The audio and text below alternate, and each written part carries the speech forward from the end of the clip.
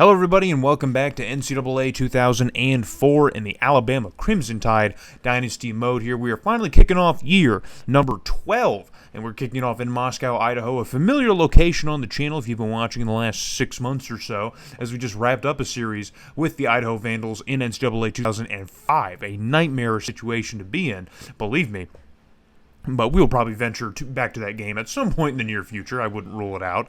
But either way, we were getting a 22-game win streak into year number 12, and that does include a national championship that we just won in the previous season against Fresno State in the Rose Bowl. So the quest to go back-to-back begins again. We've tried it at least a few times previously, and we have failed every single season. So hopefully we don't grab a win this year. We have a decent squad. Now, we have returning starters in our linebacking core. Both of our outside linebackers are returning. Our top two cornerbacks are also returning. We have a lot of guys around the team that have been on the team for the last few seasons. Most of our receiving core is returning, but that does mean that they are all juniors or seniors. So we will probably be needing to rebuild our entire receiving core after this season is done. But we have a new starter quarterback in Dre Gates. We also have a new starting running back that you're seeing on screen in Lionel Blackman. Both of those players only have about 7 touchdowns combined in their career on the team. Dre Gates being a sophomore, now Lionel Blackman being a junior, sitting behind our Heisman winner Jameel Nichols last season. So it is a different look of a team here, but we still, I believe, have a good enough roster that can win it. The weakest point is our defensive line, but it shouldn't matter too much against this lowly Idaho team, which we will talk about a little bit, I guess, throughout the course of the video. But already Deadpool Ryan Reynolds is making things happen here as he leaves these poor, lowly, probably 2-star recruits in the dust here as Dre Gates finds Ryan Reynolds, locks up immediately for a humongous touchdown. I'm pretty sure this is the first play from scrimmage after the opening kickoff, so we waste absolutely zero time. Dre Gates, again, only has 4 career touchdowns to just 2 interceptions, and now he's got one right there. So already taking a 7-0 lead over the Vandals, and now Lionel Blackman's going to get involved with a deadly spin move that gets him out into open space, avoids 2 more tacklers, and he's gone, man. No one is going to catch him. He is absolutely out of here, baby. High step into the end zone, and now Lionel Blackman gives his stamp of approval on this offensive game, as he just takes one play to get all the way into the end zone as well. So we are already showing some explosivity on offense here, something that, we definitely had last season as well, but I feel like we haven't had anything like this in a while. I haven't seen the kind of game where we just kind of pop off with score after score. Maybe that Auburn game, that last one that we watched, was something a little bit kind of like that, but this is something else, man. So Idaho's defense is already kind of overwhelmed by our sheer power, but now their offense is starting to move a little bit here as Dan Huffman is getting the Vandals moving with a little bit of urgency here, just a tiny little smidgen of urgency. But already it becomes 3rd and 9 for the Vandals offense, and Huffman drops back to pass here, and across the middle he finds an open target, and that is going to give the Vandals an opportunity inside the 5 here, and that was to Idaho's top man here, Greg Jenkins, the senior receiver. Had over 750 yards last year and 5 touchdowns, but instead it's going to be Huffman who's going to try and finish things off himself as he just lunges forward into the end zone. And that is going to give Idaho a little bit of a boost here on offense. So 7-14 now the score after Huffman's rushing touchdown here. But Lionel Blackman, oh my God, don't do it to him again, baby. Don't do it to him again. And he does. And man, do we have another Heisman hopeful on the team? There's no way. There's no way. There's just no way. I didn't think that Jameel Nichols was on Heisman pace. It was really that last stretch of games where he kind of made his case, and maybe Lionel Blackman's going to make his case early here as he is really popping off in the Kiwi Dome right now. He likes the controlled climate inside, I guess. That's conducive to his running ability. So 21-7 already here in the first half, but Idaho will not be silenced, or maybe they will. As Huffman lays up a prayer of a ball, and who else but Joshua Bowen coming down with it, baby. One of the best players on our defense. I think he is now. I think he's up to a 99 overall, so I think he might be the best player on our defense. Getting an interception early on in the season. He had plenty last year, so not shocked of that. But Dre Gates heading the other way with the boys, and that pass is going to be completed to Darius Van across the middle. Van didn't perform as much as we would have liked last season between him and Hines. They had about very similar production last year, even though they were different spots on the depth chart. But hopefully we can see more from both Van and Hines this year, as they're both seniors, and this is our last chance with them. So Dre Gates back to pass once again, and he lobs one out, and that pass is going to be completed.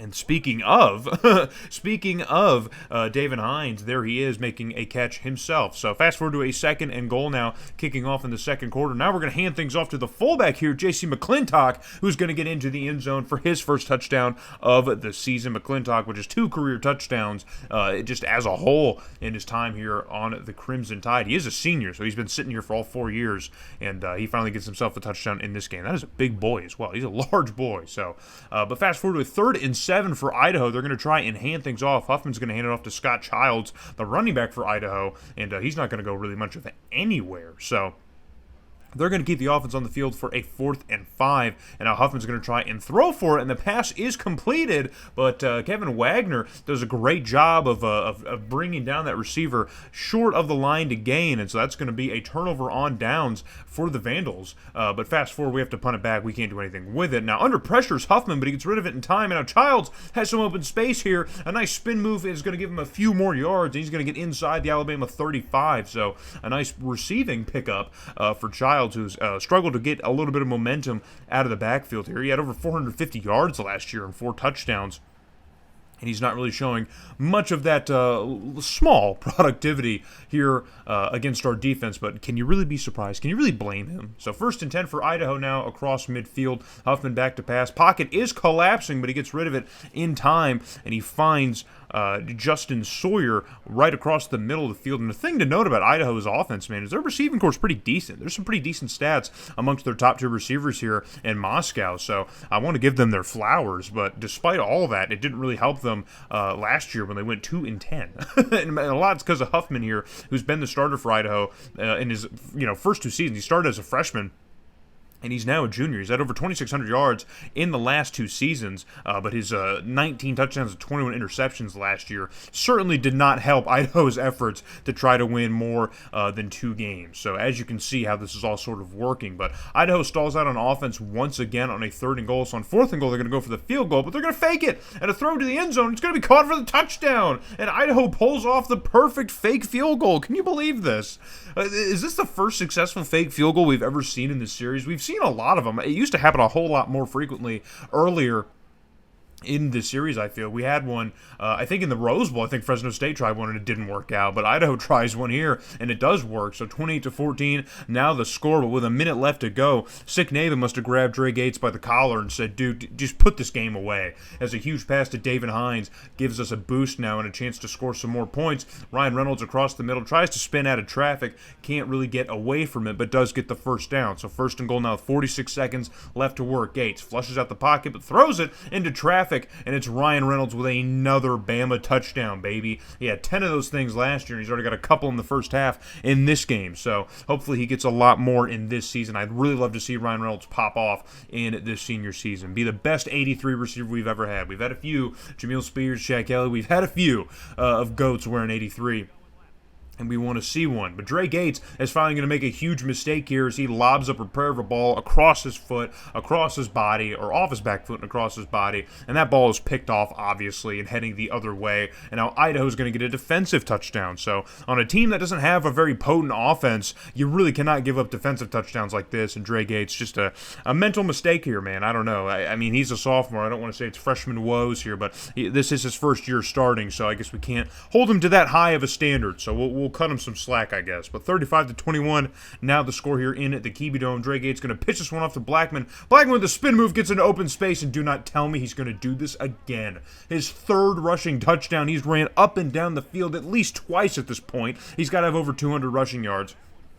And I think that touchdown just put him over as a sketchy kind of pitch there. Dre Gates really under zero pressure, cracked under zero pressure, still pitched it away, and he made the right choice because Lionel Blackman can do these types of things with the football in open space. So 42-21, now your score here, but we have a 2nd and 6. Gates back to pass once again here, going to try and get a few more points. A prayer of a ball downfield, and that pass is going to be completed by Ryan Reynolds, who's having an amazing game. Just look on screen, baby. Look at the stats on screen. He's having an amazing game. So the 3rd quarter is going to come to a close. After that massive completion, we are leading things by 21 points. The game is essentially over here, but we still have a whole quarter left. So on 3rd and inches, we're going to hand this one off to Blackman, who shoves off the first defender, but gets brought down by the second, but it is going to be enough for the first down.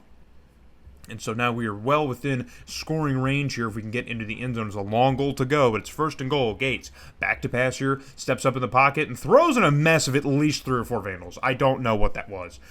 We might have a turnover problem here with Dre Gates. That might be a problem we need to monitor, because these are 2 bad interceptions, really indefensible interceptions in this game. But Idaho's driven it down the length of the field here on a 2nd and 2, trying to get into the end zone, and that pass is going to be intercepted. And I believe it was a linebacker who intercepted it. And you could just see the pressure that we've been applying on Huffman, man. He's just been under pressure. And that was Nathan Ellison, the middle linebacker, who came down with that interception. But we would add a field goal off of that turnover, and that would essentially be the rest of the game. We would take the entirety of the 4th quarter to do that, so not much else to really look at here. You've seen everyone's great performances, all the flowers that we need to give out to the players on the team here. Dre Gates, a little bit loose with that football, man. Hopefully he can rein that in heading forward, because we only have better competition. We have Arkansas to worry about. We have Notre Dame, who I put on the schedule, of course, the Tennessee game, and then, of course, if anyone else on our schedule in the SEC decides to put together a competent football team. They haven't done that so far in like 7 years, so we'll see. But that is how this game is going to end, as we take a 45-21 victory over Idaho. 21 points to Idaho, to this specific Idaho team, is not like a great start. Like that's a little concerning to me, but we still beat them by a considerable margin. So consider it just the first game jitters of the team, just kind of getting used to each other and kind of getting familiar with the offense and the scheme that we're running here in Tuscaloosa. And I think most of that can be kind of forgiven here. So maybe Idaho just had a better showing, a stronger showing. If I'm a Vandals fan, I'm taking the fact that we took 21. We put 21 on Bama's defense, and I'm riding that into the rest of the season, into a very, very weak Sun Belt conference. So maybe things will go well for them this year. Who knows? But we have a good game. We at least pick up the win, extend the win streak to 23, and we're going to carry that into Minneapolis, as our Dome road trip continues. We go from the Kiwi Dome now to the Metro Dome in Minneapolis. So hope to see you guys when we play some more Big Ten competition in the Minnesota Golden Gophers, baby. And hopefully we can extend that win streak to 24 games. So hope to see you guys there.